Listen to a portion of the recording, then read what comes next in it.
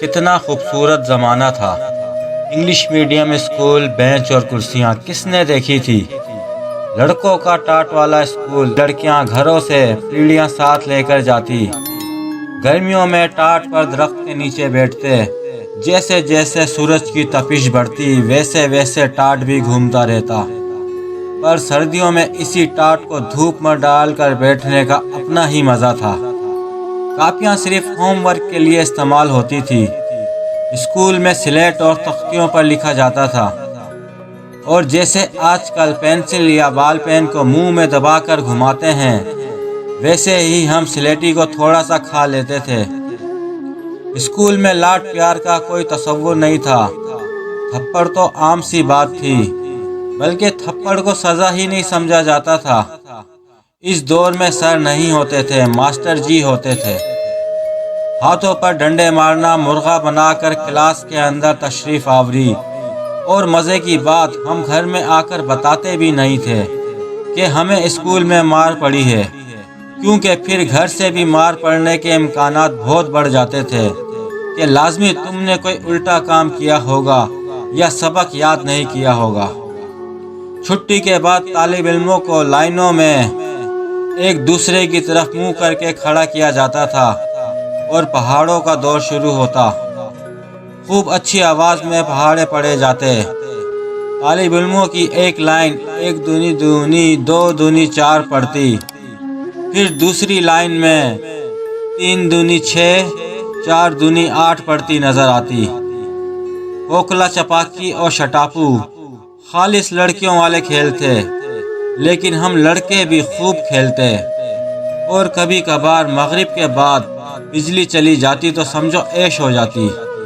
تب عشاء تک گھر سے باہر جا کر کھیلنے کی اجازت مل جاتی۔ رات 8 سے 9 بجے والے ڈراموں کا بھی الگ ہی مزہ تھا۔ پورے محلے میں صرف ایک ہمارے گھر میں ہی ٹی وی تھا۔ 8 بجے سے پہلے اسے کمرے سے نکال کر برآمدے میں رکھ دیا جاتا۔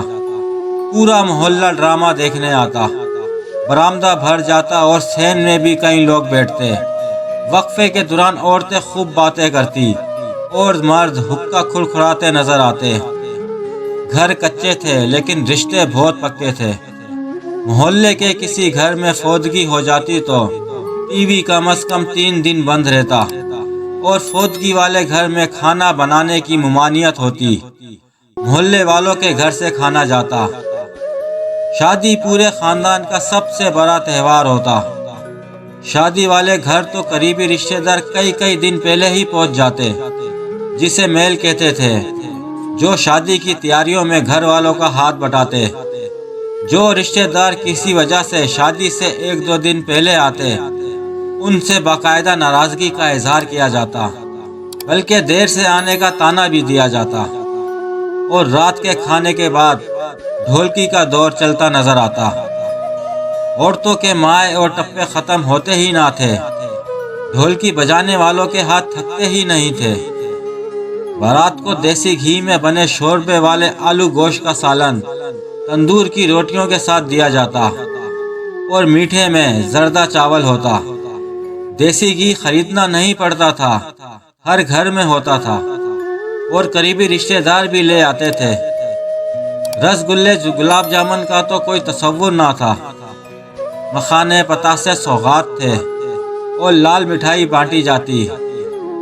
سانجھی خوشیاں اور سانجھی غم ہوتے تھے۔ گھر کچے لیکن رشتے بہت پکے ہوتے تھے۔ وقت کے ساتھ ساتھ پھر یہ تمام چیزیں نہ جانے کہاں چلی گئیں۔